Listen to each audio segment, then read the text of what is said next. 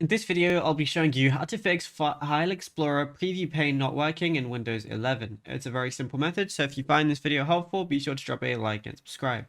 So firstly, what you want to do is press your Windows key and E, which is going to open up your File Explorer like a fresh window. Then click on the View drop-down selector button located on the top right menu button strip and hover your cursor over the Show option right here.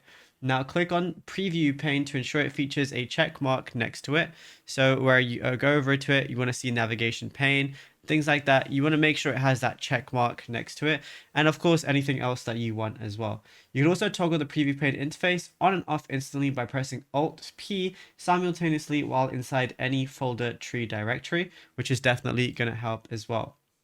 But it's definitely worth going through and customizing your File Explorer exactly how you want. You can even have, instead of details pane, you could have it set to preview pane, or you could just have, navigation pane as well.